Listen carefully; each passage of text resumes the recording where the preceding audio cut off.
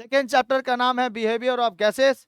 आज हम लोग देखेंगे कुछ एनिमेटेड वीडियो के द्वारा और कुछ समझेंगे हम लोग क्या चीज, कुछ क्वेश्चन आंसर भी समझेंगे। ठीक है, आप जानते हो कि 78% पे क्या है, कौन सा गैस है, नाइट्रोजन। वो कैसा गैस है, भारी गैस की हल्की गैस, भारी गैस। तभी कहाँ है, नीचे की ओर।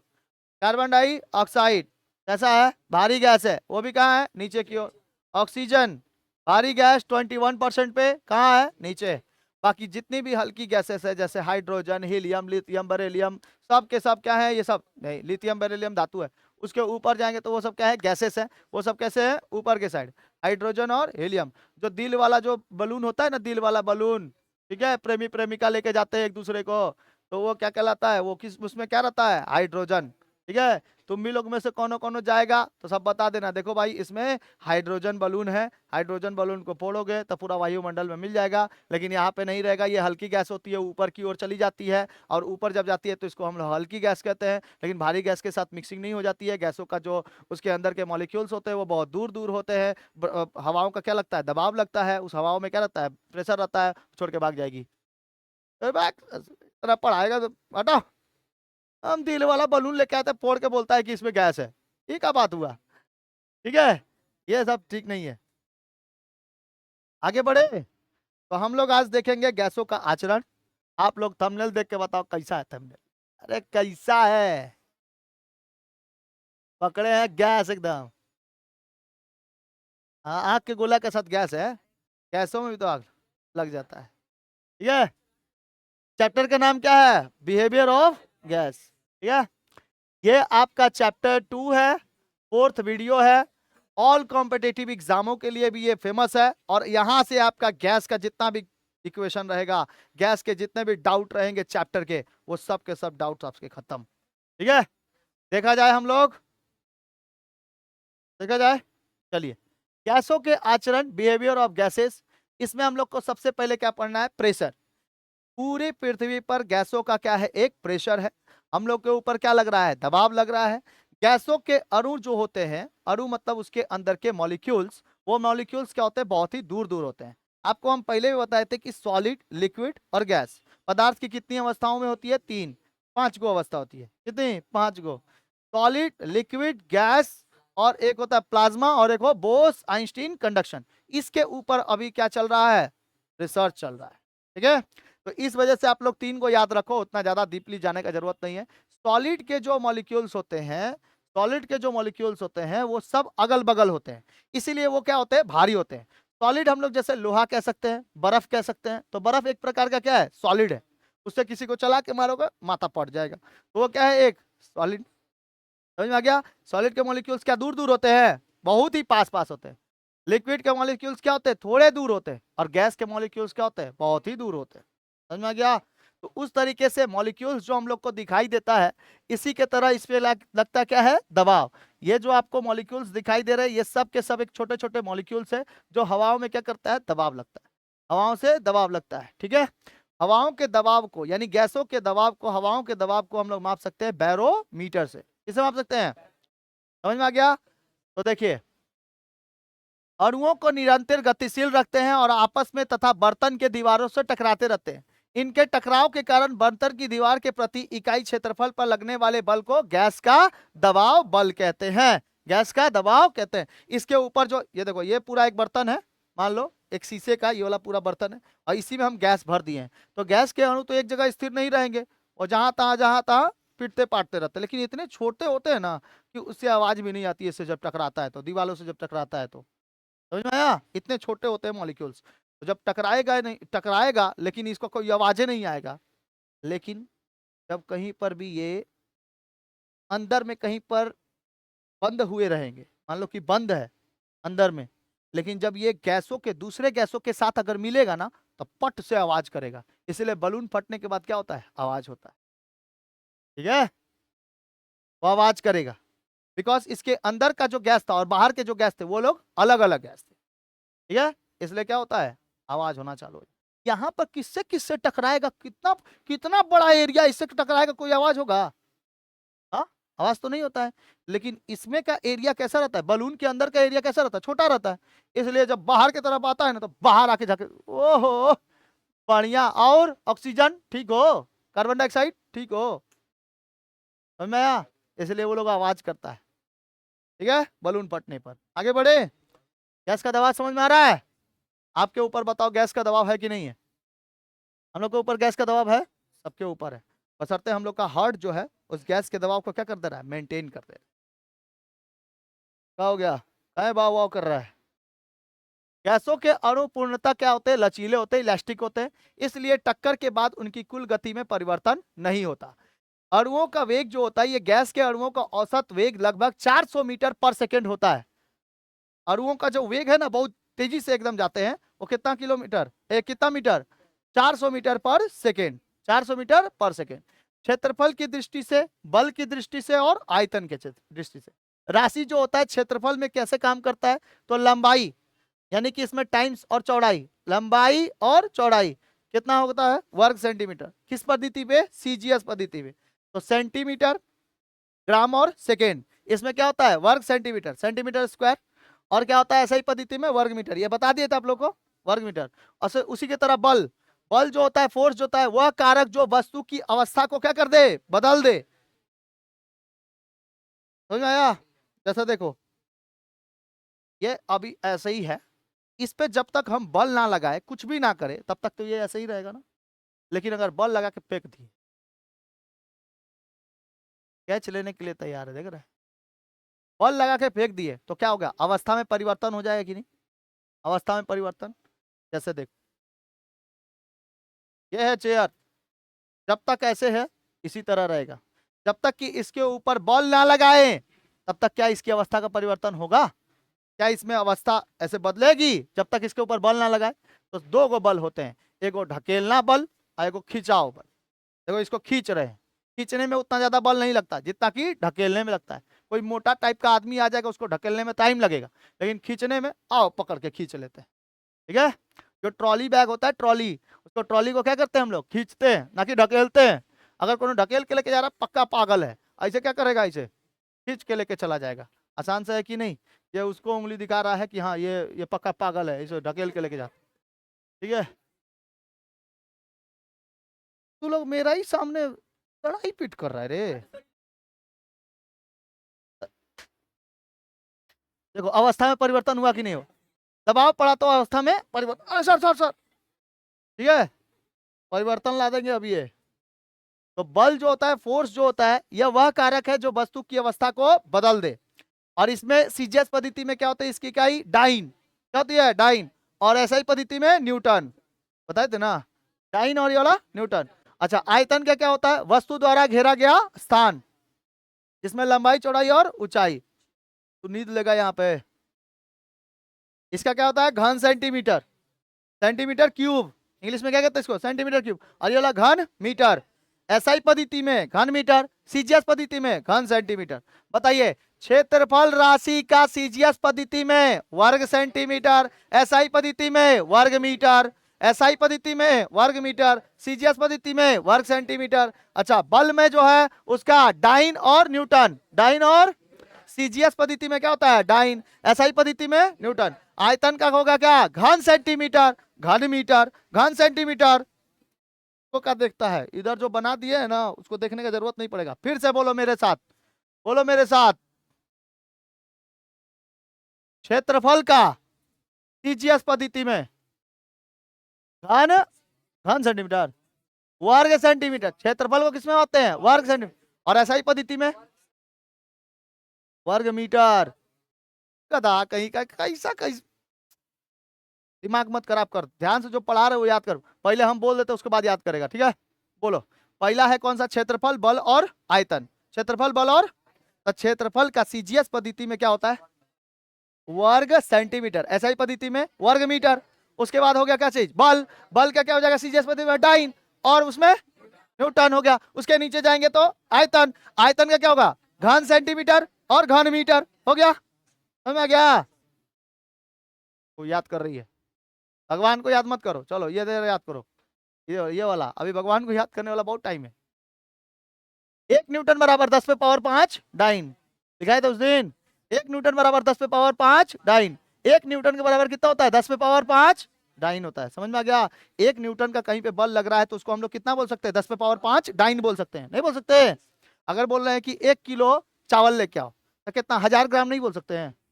जरूर बोल सकते हैं सर। 1000 ग्राम चावल लेके आओ तो कोनो को समझ में नहीं, 1000 ग्राम की क्या बात बोल रहे हैं भाई, 1 kg है वो, नहीं समझ में आया? तो बताइए 1 न्यूटन बराबर कितना? 10⁵ डाइन। दबाव को हम लोग किससे मापते हैं? बैरोमीटर से। और वायुमंडलीय दबाव हेतु और मैनोमीटर से बंद गैस के वायु। जैसे उस समय शीशे के बर्तन में बंद था ना, तो शीशे के बर्तन में अगर बंद था कोई दबाव, वायु बंद था, तो किससे मापेंगे? मैनोमीटर से।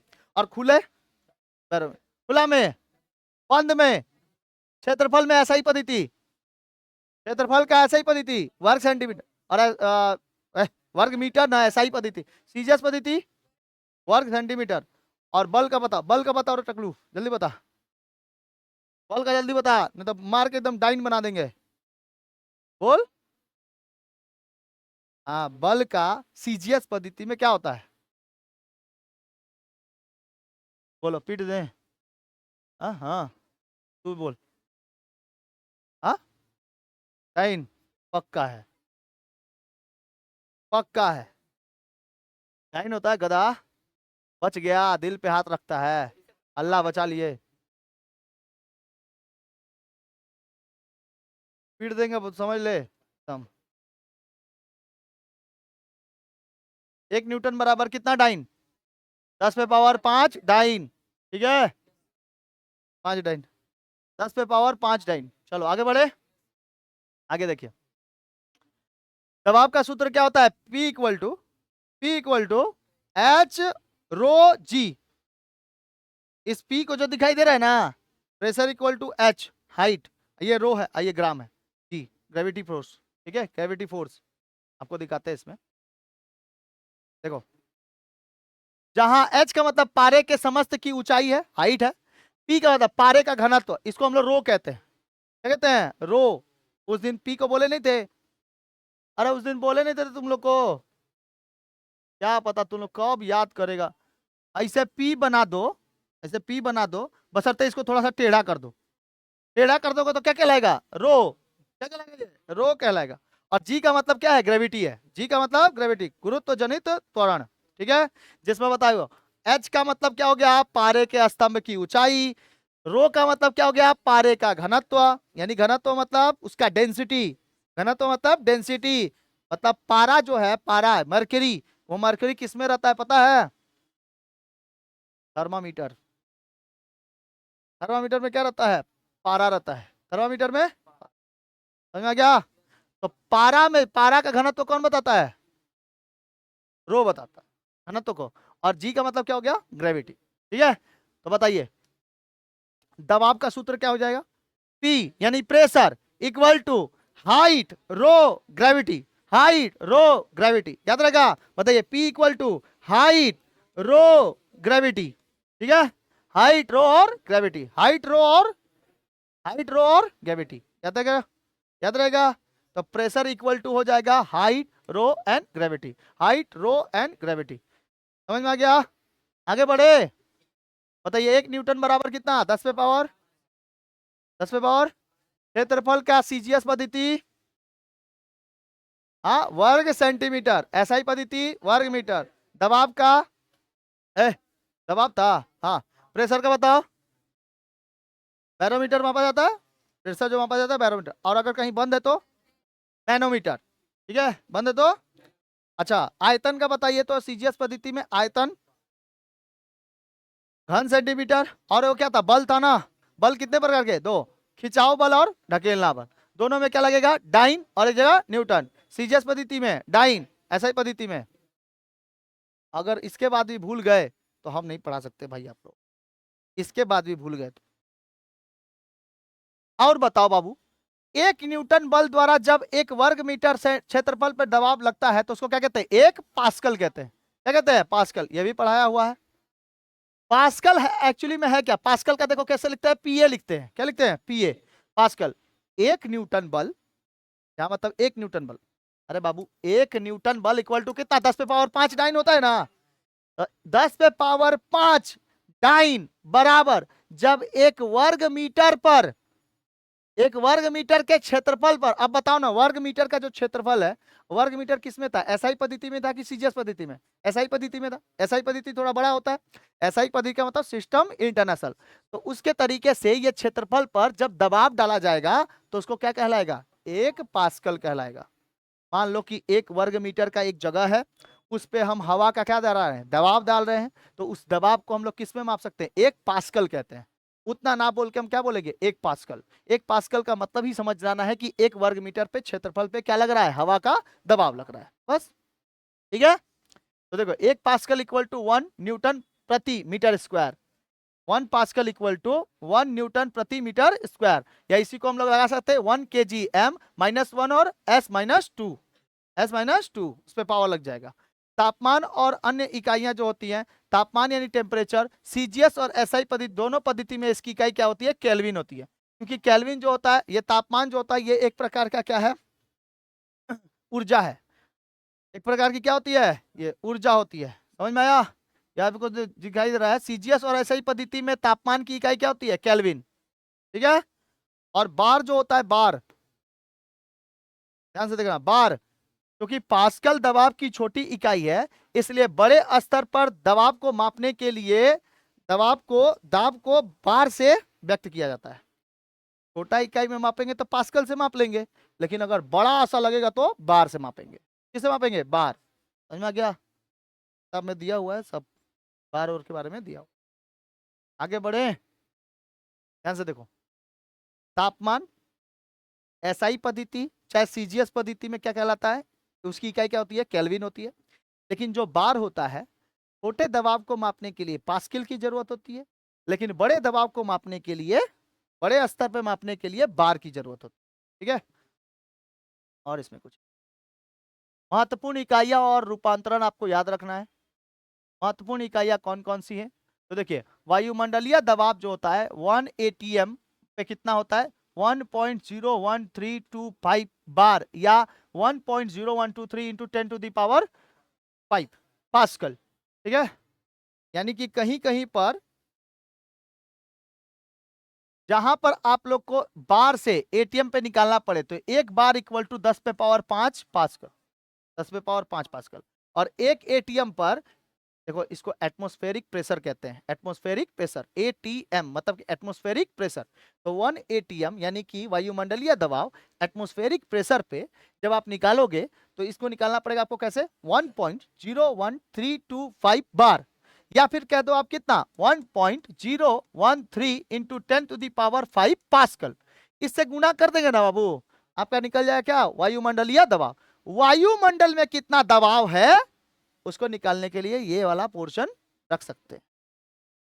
ठीक है, और बार से अगर नापेंगे बड़ा वाला, देखो छोटे हिस्से के लिए पास्कल, अब बड़े स्तर पे के लिए बार का जरूरत पड़ेगा, तो 10⁵ पास्कल 0.987 एटमॉस्फेरिक प्रेशर निकल जाएगा। यानी कि 1 बार इक्वल टू कितना, 10⁵ पास्कल। तो इसके बराबर कितना atmospheric pressure, 0.987 ATM atmospheric pressure. समझ में आ गया? कोई दिक्कत?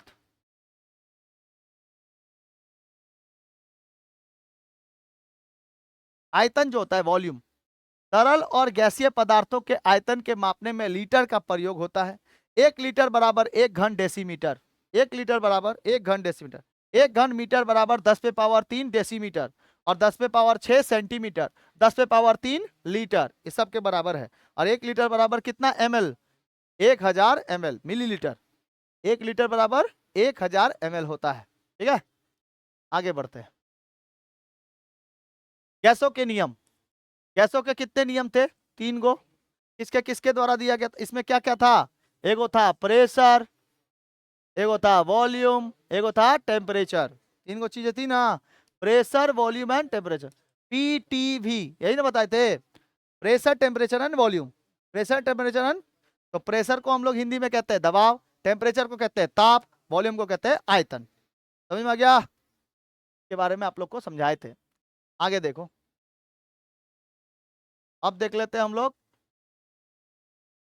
किसी गैस के निश्चित द्रव्यमान का आयतन उसके तापक्रम और दबाव पर निर्भर करता है। मुख्य रूप से 2 नियम है।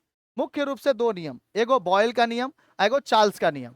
इसमें आप लोग को हम पढ़ाए थे, याद करिए, बॉयल के नियम के अनुसार VIP बॉयल बताए थे, और चार्ल्स टीवी देख रहा है, शॉर्ट ट्रिक बताए थे ना। VIP बॉयल में हम क्या कहे थे आप लोग को, वॉल्यूम, वॉल्यूम इनवर्सियल प्रोपोर्शनल होता है 1/P के, 1/P, यानी 1/P का मतलब प्रेशर है।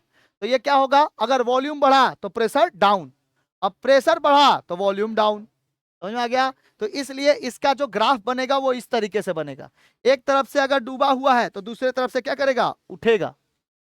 ठीक है, इसी को कहते हैं इनवर्सियल प्रोपोर्शनल। क्या कहते हैं, इनवर्सियल प्रोपोर्शनल, यानी एगो दबा तो एगो उठेगा। वॉल्यूम अगर नीचे हुआ तो प्रेशर ऊपर, प्रेशर अगर नीचे हुआ तो वॉल्यूम, ठीक है, प्रेशर अगर नीचे गया तो वॉल्यूम ऊपर, प्रेशर कम कर देंगे तो वॉल्यूम बढ़ जाएगा, प्रेशर कम कर दिए तो वॉल्यूम। समझ में आ गया, समझ में आ गया, ध्यान से समझो। एक चावल को छोटे से बर्तन में रखो और उसके ऊपर छिपा लगाकर, छिपा समझते हो, एगो बाटी, बाटी या ढकना, थरिया, छिपा थरिया है, जो भी समझो, प्लेट, प्लेट उसके ऊपर रख कर, ठीक है, उसका आपने प्रेशर क्या कर दिया, कम कर दिया, प्रेशर कम, और एगो ईटा लगा के उसी के ऊपर रख दो, ईटा।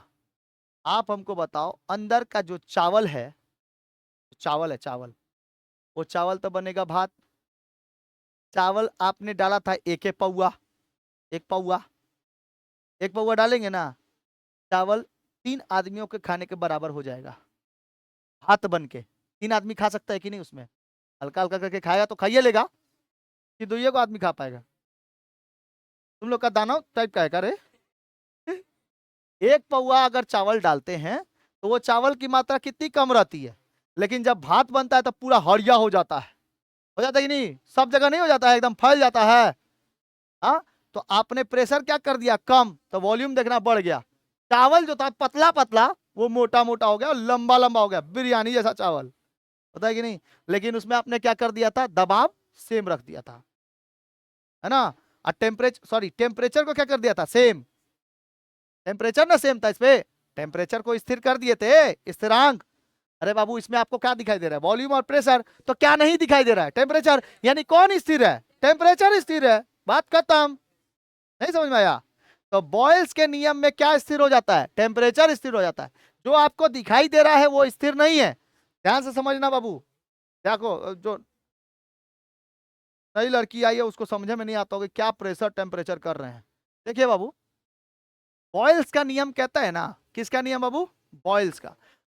किसी भी गैस को मापने के लिए आपको 3 चीजों की जरूरत होती है, एक होता है प्रेशर, एक होता है टेम्परेचर, और एक होता है वॉल्यूम। ठीक है, इसमें जो भी चीजें आपको दिखाई दे रही हैं वो एक प्रकार से आपको वो निरंतर चल रहा है, लेकिन जो चीजें दिखाई नहीं देगी वो स्थिर है। तो बॉयल के नियम के अनुसार एक चीज इसमें स्थिर है। आपको बॉयल के नियम का फॉर्मूला बताए थे कि पी VIP बॉयल, ये ना बताए थे, VIP बॉयल। ये शॉर्ट ट्रिक है, इसमें आपको V दिखाई दे रहा है वॉल्यूम, I दिखाई दे रहा है इनवर्सियल, और P दिखाई दे रहा है ये आपका प्रेशर। इनवर्सियल प्रोपोर्शनल हुआ, इसका मतलब वॉल्यूम अगर बढ़ा तो प्रेशर क्या हो जाएगा, कम, और अगर प्रेशर बढ़ा तो वॉल्यूम कम। समझ में आया। इनवर्सियल प्रोपोर्शनल का मतलब उल्टा होता है, इसीलिए जो ग्राफ बनेगा वो कैसा बनेगा, इस तरीके से, प्रेशर इधर है तो वॉल्यूम देखो इधर है। क्या चीज नहीं है, टेम्परेचर नहीं है, यानी कि बॉयल के नियम में टेम्परेचर क्या है, स्थिर है, स्थिरांक है। समझ में आ गया। आगे बढ़े, फॉर्मूला क्या हो जाता है, P1V1 बराबर P2V2। किसी ना किसी के साथ तो आप इसका क्या करोगे, टेम्परेचर को ये करोगे ना, मैनेज करोगे ना। अरे भाई, फॉर्मूला क्या था, P1V1 बराबर T1 बराबर P2V2 बराबर T2।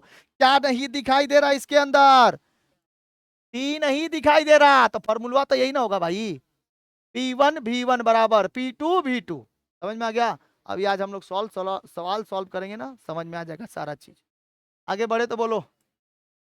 आगे बढ़ जाए तो बोलो, एकदम बढ़ जाएंगे आगे। आगे देखो, उसके बाद कौन सा नियम है, चार्ल्स का।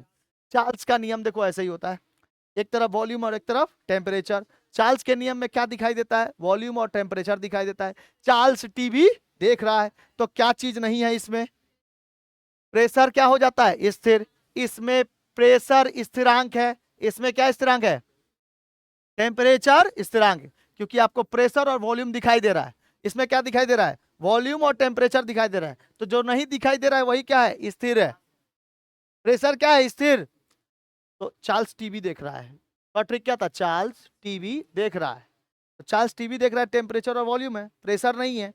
तो इसका मतलब क्या है, क्या ये डायरेक्टली प्रोपोर्शनल है कि इनवर्सियल प्रोपोर्शनल है, ये डायरेक्टली प्रोपोर्शनल है। यानी कि टेम्परेचर बढ़ा तो वॉल्यूम भी बढ़ जाए, टेम्परेचर बढ़ा, समझ में आया,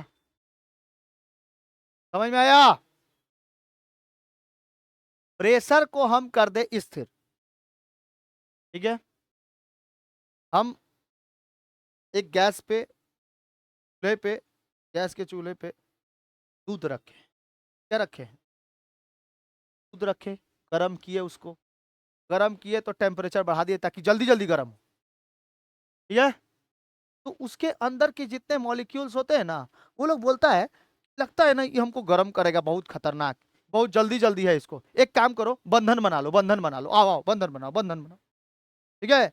सब के सब केमिकल बॉन्डिंग बना लेते हैं, और केमिकल बॉन्डिंग बना के सबको का एक दूसरे से हाथ पकड़ लेता है। ए बाबू, याद रखना, हम लोग को यहाँ पे रुकना नहीं है, हम लोग को बाहर निकलना है, ठीक है। तो जो दूध वाला बर्तन रहता है ना, वो देख रहा है एकदम दूध नीचे से खोलता है, आपने टेम्परेचर बढ़ा दिया, तो उसका वॉल्यूम जो होगा वो भी क्या हो जाएगा, बढ़ जाएगा। लेकिन प्रेशर तो स्थिर था, हवा का दबाव तो उसमें स्थिर था, इसीलिए दूध को कभी ढाक कर उसमें आप प्रेशर को चेंज नहीं कर सकते। इसलिए दूध कैसा रहता है, हमेशा ऊपर से कुछ ढाका नहीं जाता है, वो गिरे तो गिरे बेटा, लेकिन ढाकेंगे नहीं, ठीक है। तो उसमें क्या होता है ना, देखना मम्मी लोग एकदम आराम से उधरी पर बैठल रहती है, दूधवा जैसे ही गर्म होगा, टेम्परेचर बढ़ा दो, जल्दी जल्दी उबलेगा, और ये अपना क्या बनाएगा, केमिकल बॉन्डिंग बनाएगा।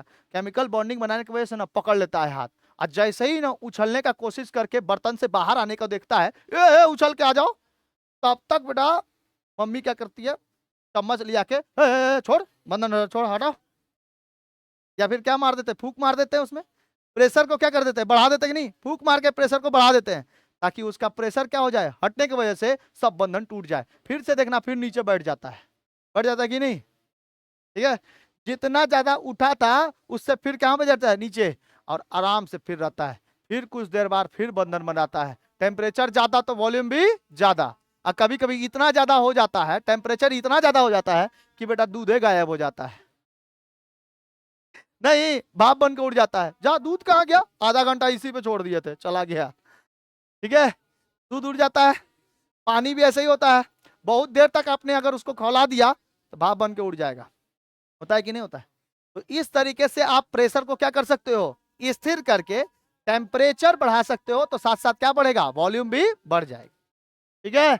तो उसके लिए ग्राफ क्या बनेगा, दोनों के साइड देखो, इसमें क्या था ग्राफ, एक साइड घट रहा था तो एक साइड उठ रहा था, इसमें क्या ग्राफ था, दोनों ही उठेगा, इसलिए ग्राफ ऐसा बनेगा, दोनों ही उठेगा तो ग्राफ इस तरह, और एगो घटेगा और एगो बढ़ेगा तो ग्राफ इस तरह।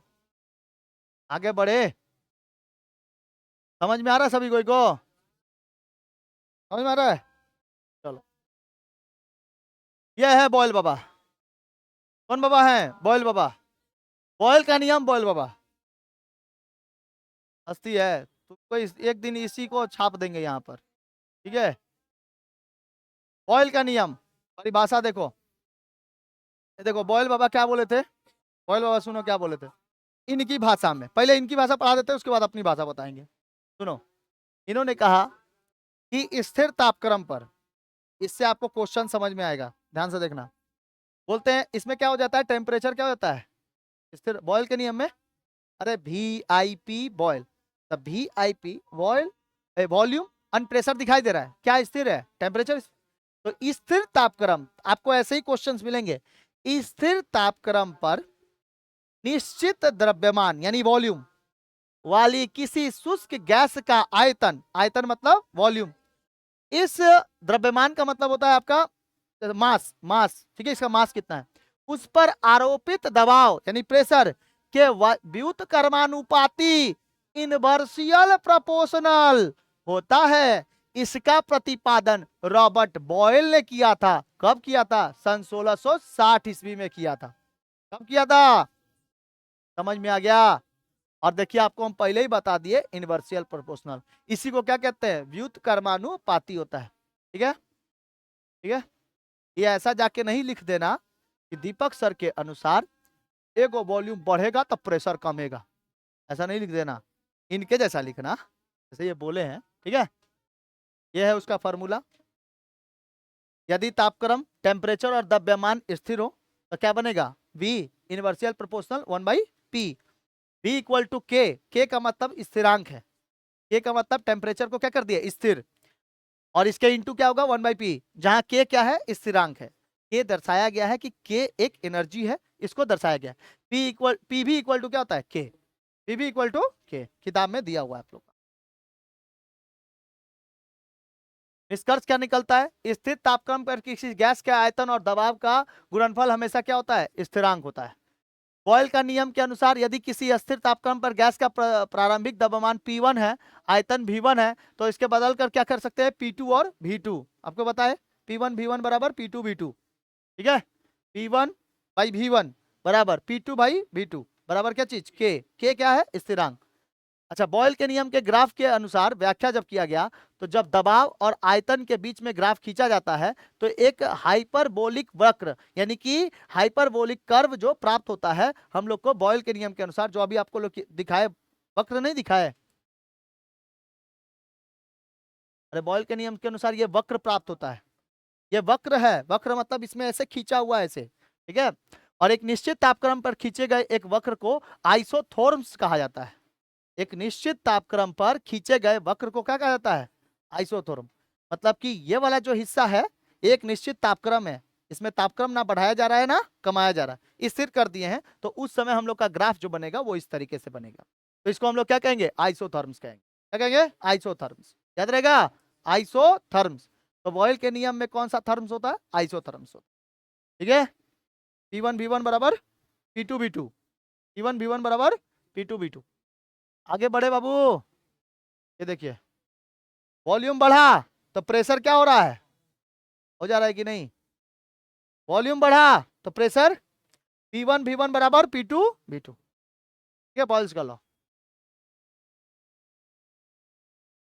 चलिए सॉल्व करते हैं, ये वाला सवाल सॉल्व किया जाए। कुछ न्यूमेरिकल्स है, न्यूमेरिकल्स देखो आप लोगों की किताब में दिया होगा। न्यूमेरिकल्स बहुत ज्यादा पूछता है इसमें से।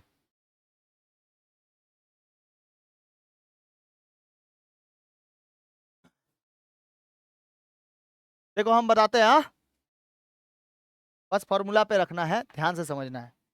देखो मैं तब देखो, कमरे के तापक्रम पर, कमरे का एक तापक्रम है बाबू, ध्यान से देखो बाबू इधर मेरी तरफ। कमरे के तापक्रम पर 76 सेंटीमीटर पारे के दबाव पर गैस का आयतन कितना हो जाता है? 1 लीटर। यदि तापक्रम स्थिर रहे, यदि तापक्रम स्थिर रहे, देखो यहां पर क्या स्थिर किया जा रहा है? टेम्परेचर स्थिर किया जा रहा है, यानी टेम्परेचर क्या है? के है, के मतलब स्थिरांक। टेम्परेचर अगर स्थिर कर दिए तो बताओ फॉर्मूला कौन सा? बॉयल का फॉर्मूला, चार्ल्स का फॉर्मूला, गैलुसेक का फॉर्मूला? किसका?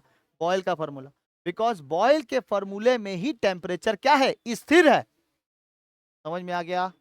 कोई दिक्कत? समझ में आ गया? 19 सेंटीमीटर पारे के दबाव का आयतन क्या होगा? देखो क्या पूछा है? आयतन क्या होगा? आयतन यानी वॉल्यूम पूछ दिया। तो हम लोग के बॉयल के नियम के अनुसार फॉर्मूला क्या होता है? बॉयल, ये कौन सा बॉयल है रे? ठीक है ना, बॉयल।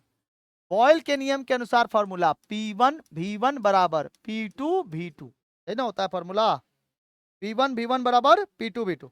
यहाँ पर P1 कितना है? प्रेशर कितना लग रहा है बाबू? 76 सेंटीमीटर का।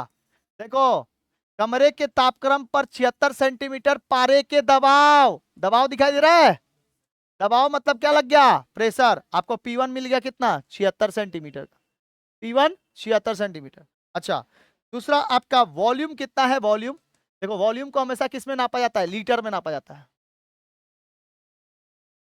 कहाँ गया, दूध किस में नापता है तुम, लीटर में ना, तो क्या रहता है वो, वॉल्यूम रहता है।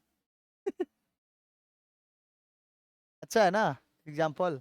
तो V1 बराबर कितना लीटर है, 1 लीटर।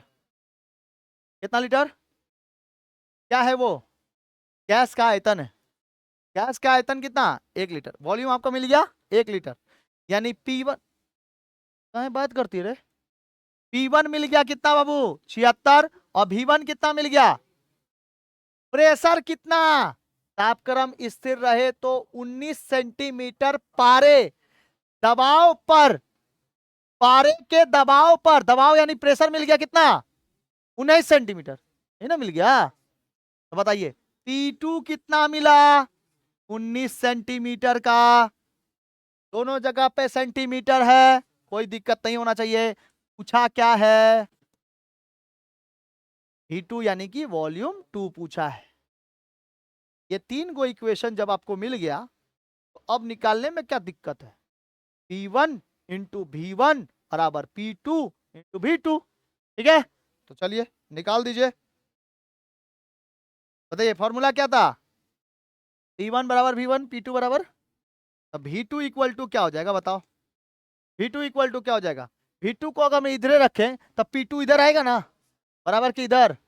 देखो बाबू मेरे, ध्यान से देखो, ध्यान से देखो इधर।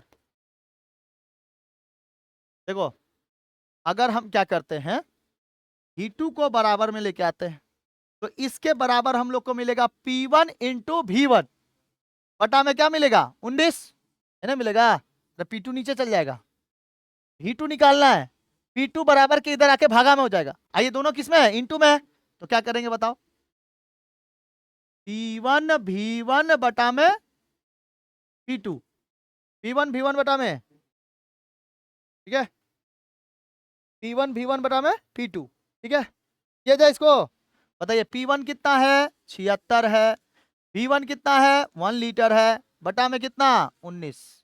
चलिए काट दीजिएगा इसको, कटेगा, 19 19 दूना 38, 19 तिया 57, 19 चौके 76।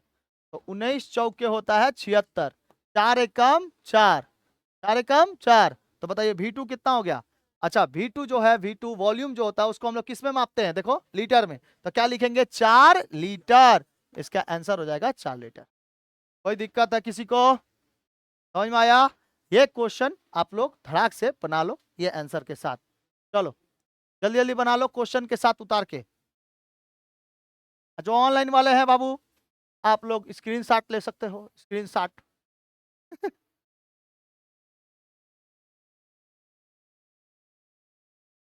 ये वाला बनाओ तो थोड़ा सवाल जल्दी से। बोला है 750 मिलीमीटर पारे के दबाव पर 400 घन सेंटीमीटर आयतन वाली CO2 गैस का आयतन घटकर कितना हो जाता है, 300 घन सेंटीमीटर हो जाता है, तो पिस्टन पिस्टन पर क्या दबाव पड़ेगा। दबाव यानी क्या पूछा है, प्रेशर पूछा है। क्या दबाव हो गया, नहीं प्रेशर पूछा है। प्रेशर निकालिए जल्दी, प्रेशर निकालिए। 750 मिलीमीटर पारे के दबाव पर 750 मिलीमीटर पारे के दबाव पर 400 घन सेंटीमीटर आयतन, आयतन दे दिया, वॉल्यूम दे दिया, ठीक है, दबाव भी दे दिया। फॉर्मूला क्या कहता है बोलो,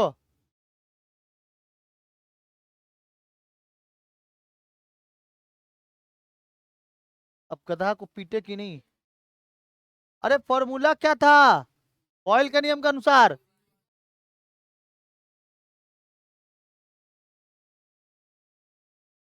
ऐसे लिखेंगे तो गलती हो जाएगा। सेम है तो है, P2 P2, P2 P2, अरे एक ही बात है। किसका नियम है, ऑयल का नियम है ना। कैसे पता चल गया रे,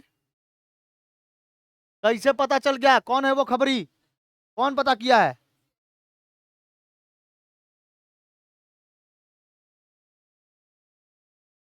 यहाँ पे आपको क्या चीज नहीं दिखाई दे रहा है, टेम्परेचर नहीं दिखाई दे रहा तो ऑब्वियसली कौन सा फॉर्मूला लगेगा?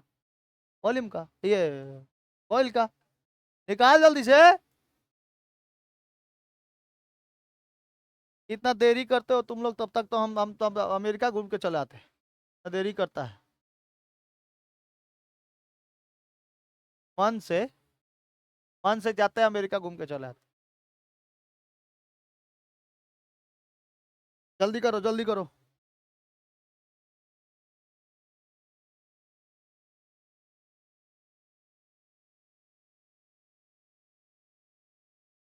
आप लोग मेरे को बताओ P1 क्या है? बता दोगे तो जानेगा। हाँ 750 खाली। जैसे लग रहा है मामा का सवाल सॉल्व कर रहा है। 750 mm, 750 mm। और उसके बाद बताओ वॉल्यूम कितना है? V1 कितना है? 400 घन सेंटीमीटर। घन सेंटीमीटर बोला है तो घन सेंटीमीटर हो जाएगा, घन सेंटीमीटर। अच्छा आयतन वाली, CO2 गैस का आयतन घटकर कितना हो रहा है? आयतन पूछ दिया। क्या पूछ दिया? आयतन, यानी कि V2 कितना दिया फिर? 300 घन सेंटीमीटर बराबर। क्या पूछा है? P2 पूछा है ना? अरे P2 क्या होगा? पिटसन पूछा है। पिटसन पे दबाव क्या होगा? ये दबाव, दबाव निकालो ना जल्दी जल्दी, ताड़ाताड़ी भाई। ताड़ाताड़ी ताड़ाताड़ी, दबाव निकालता कहीं नहीं है। धराधर फॉर्मूला बैठा, बताओ क्या है? P2 है। P2 पूछा है। P2 पूछा है तो क्या हो जाएगा? 750 इंटू 400 बटा में कितना? 300। 75 चौके 3 लाख। 75 चौके कितना होता है? 3 लाख। सीधे करेंगे, बटा कितना हो गया? 300। दो जीरो से 2 जीरो, 3000, 1000 बारे में 1000 हो जाएगा। 1000 क्या चीज? mm। क्योंकि प्रेशर किस में मापा गया है? mm में मापा गया है। इसीलिए ऑप्शन देख संभाल के मारना अच्छे से, ठीक है? क्योंकि वहां पे कभी कभी mm, कभी gm ऐसे दे देगा। ये मतलब grm ग्राम में दे देगा।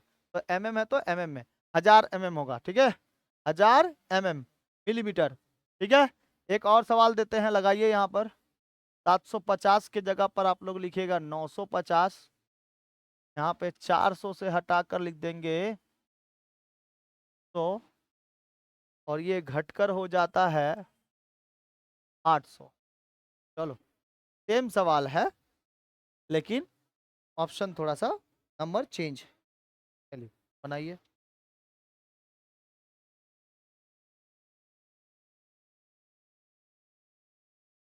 देखिए हम बनाते हैं। फॉर्मूला क्या पूछा? वही सेम है P2। P2 बराबर क्या हो जाएगा? 950। P2 बराबर 950, ये हो गया P1 इंटू क्या चीज? V1। V1 कितना है? 300 है।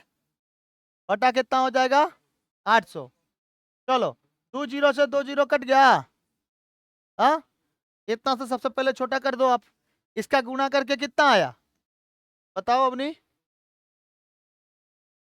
2850। कितना आया? बटा कितना? 8। डिवाइड करोगे, 800 कहाँ से रहेगा? 2 जीरो से 2 जीरो काट दी।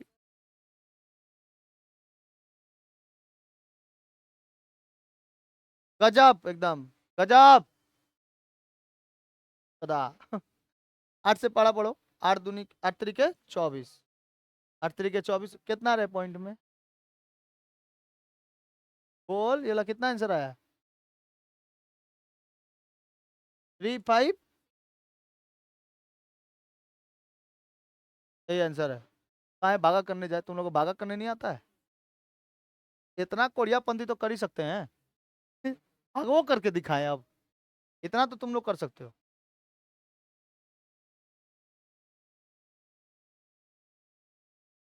आ गया सवाल समझ में? ऑयल पे सवाल आएगा तो नहीं एकदम बढ़िया से करके आ जाएंगे। हाँ, नहीं नहीं नहीं नहीं, पेपर फाड़ना नहीं है।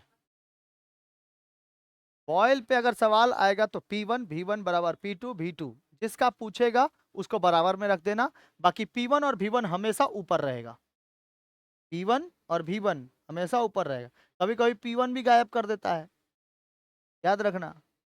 P1 गायब कर देगा, P2 गायब कर देगा, और वाला सेकंड वाला दे देगा, यानी P2 वाला दे देगा। P1 V1 जो है ना फॉर्मूला, तो कभी मान लो कि P1 गायब कर दिया तो क्या कर देना, V1 को उधर भेज देना बराबर। अरे बाबू P1 V1 बराबर P2 V2 है ना। याद रखना, अगर आपको V2 पूछा तो V2 को बराबर में रख दो, आप P2 को इधर भेज दो, तो ये तो हमेशा ऊपरे रहेगा लाइन के ऊपर, समझ में। और अगर मान लो कि P1 पूछा है तो रख दो ना भाई, P2 V2 बटा में क्या चाहिए V1, तब ये वाला ऊपर रहेगा और V1 कहाँ रह जाएगा नीचे, उसके बाद डिवाइड करके निकाल देंगे। नहीं समझ में आया। अगर P1 V1 ऊपर रहा तो इनमें से कोनो चीज नीचे जाएगा, अगर P2 V2 ऊपर रहा तो इनमें से कोई एक नीचे आ जाएगा। लेकिन हमेशा P1 हो V1 हो P2 हो चाहे V2 हो, ये दोनों कहाँ रहेंगे ऊपर। ये नहीं कि P2 आएगा V1 ले ले, एकदम ना, ये गलती नहीं करना। मतलब कि P2 भी ले लिए और साथ साथ यहाँ से क्या ले लिए V1 ले लिए, एगो 1 रहेगा और एगो 2 रहेगा, ऐसा नहीं हो सकता, कोतो ही नहीं हो भाई, कोतो ही नहीं हो भाई, कोतो ही नहीं हो। ठीक है, बहुत बढ़िया। चार्ल्स का नियम क्या कहता है, स्थिर दबाव प्रेशर क्या है, स्थिर है, इसके परम तापक्रम पे, यही है चार्ल्स बाबा। कौन बाबा है, चार्ल्स बाबा। ठीक है, चार्ल्स का नियम, परम तापक्रम, इन्होंने जो एब्सोल्यूट टेम्परेचर के बारे में बताया है वो क्या होता है, समानुपाती होता है किसके, उसके परम तापक्रम यानी एब्सोल्यूट टेम्परेचर के समानुपाती, यानी डायरेक्टली प्रोपोर्शनल होता है। आप बस इतना याद रखो, डायरेक्टली प्रोपोर्शनल। गणितीय रूप में P जो द्रव्यमान है मास स्थिर होता है, यानी कि V डायरेक्टली प्रोपोर्शनल होता है किसके, टेम्परेचर के, V/T equal to K। Charles के नियम के अनुसार T1/V1 बराबर T2 into T2 by T, क्या चीज बाई है, बाई मतलब डिवाइड है, क्या है?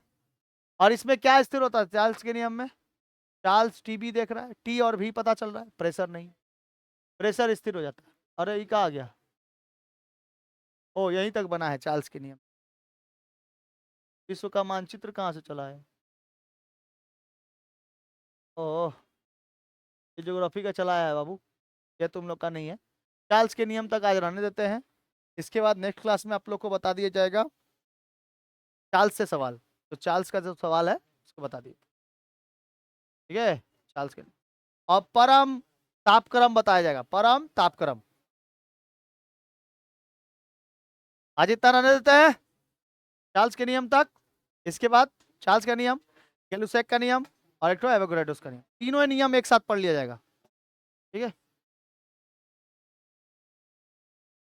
जय हिंद, जय भारत।